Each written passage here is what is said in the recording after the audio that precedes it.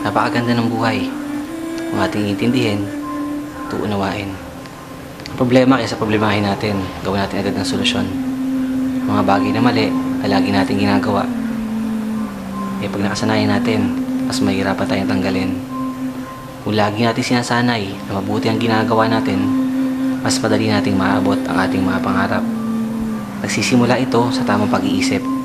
Ang isip natin ang gumagalaw sa buo nating pagkatao.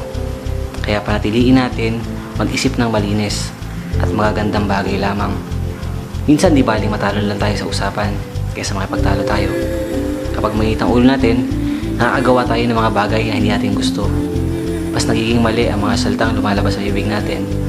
Mas maganda kung manahimik na lang tayo, magpahinga, at ang sa ganun, kapag maaliwalas na muli ang isip natin, saka tayo magpaliwanag. Iwasan natin makasakit ang damdamin ng iba. Gumawa tayo ng mga bagay na malugod sa mata ng Diyos. Maniwala ka sa sarili mong kakayahan. Higit sa lahat, maniwala ka na mayroong Diyos na parating nandyan. Maaaring mawala ang lahat ng meron ka, pero siya, manatiling nandyan sa'yo. At lagi mong tandaan, kahit anong mangyari, okay lang yan.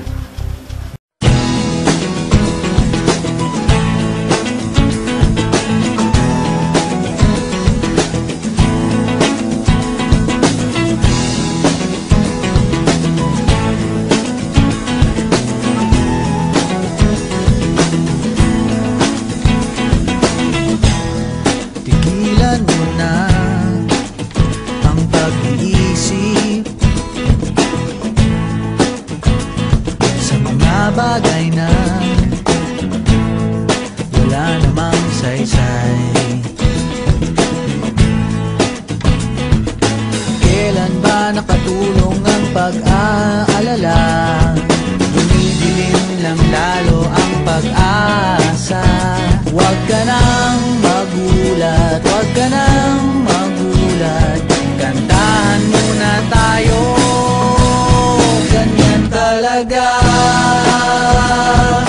Talo na naman tayo,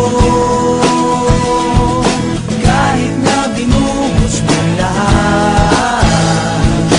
Talo na naman tayo.